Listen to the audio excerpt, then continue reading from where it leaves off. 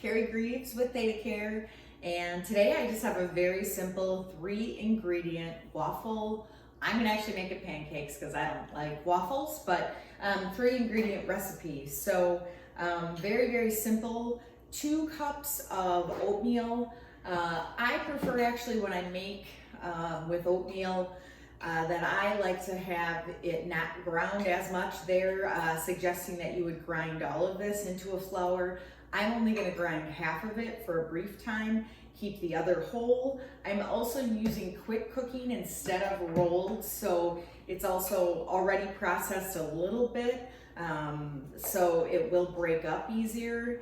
Then we're also going to add in about 1 cup of frozen. I'm using frozen bananas. You could certainly use bananas that are not frozen, but that's what we keep on hand that are always ready to go. I may let my batter sit then a little bit before I make it, just simply so it can get a little bit more moisture and that this is not quite as cold. 1.5 cups of plant milk. I'm just using a simple vanilla almond milk. And then an optional add-in, I am going to put in the 1/2 teaspoon of baking soda just because it's simple to put in. And then I also have just separate different things you can think about to put in your pancakes or waffles. Fresh peaches that came from the peach truck, frozen berries. You could also microwave these, so that would really make it more of like a berry compote. I know you could certainly do something to thicken the juice that's in there. I am not, but here we go.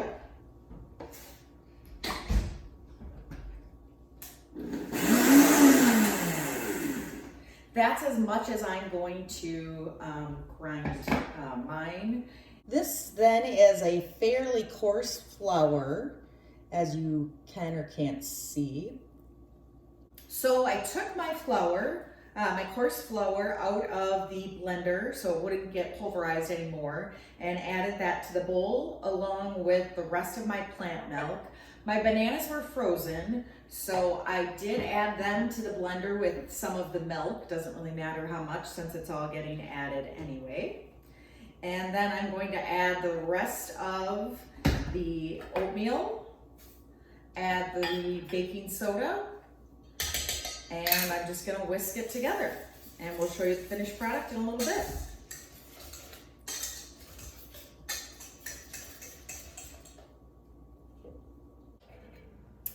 Okay, so we have cleaned everything up and we've been heating our skillet for several minutes. I am going to use just a little bit of olive oil. I've never made these, so I don't know how well they stick or don't stick. Certainly, depending on your pan and how good it is, you could certainly try without. And then I am just simply going to ladle in. And we'll see how these turn out.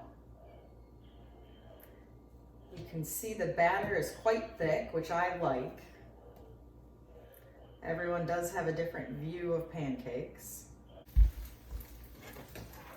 So this is how things are looking. Don't want to turn it for too long. They are definitely not ready. Ready in the center, but not elsewhere. You're not going to see that characteristic bubbles like you might normally. These are quite a bit thicker. In the meantime, I've also gotten a peach ready. I have used the spoon also to press it a little bit, just so I have a little bit more of like a wetness juice to put on there. Otherwise, of course, with frozen fruit, if you microwave that in the microwave for a short period of time, you'd also get a juice, which would be very nice. You can see now my edges are starting to get quite a bit cooked all the way around.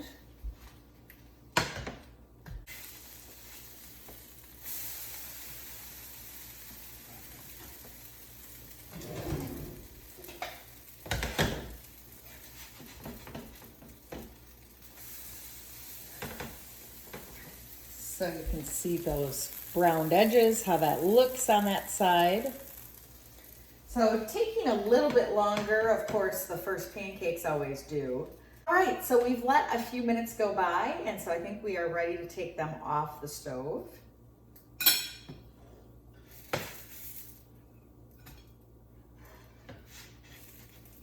So they have a different look to them than I typically would see in a pancake. Certainly, a little bit of a hybrid between oatmeal and pancakes. Add my peaches. You can see that it almost has that little bit of a syrup. Bon appetit.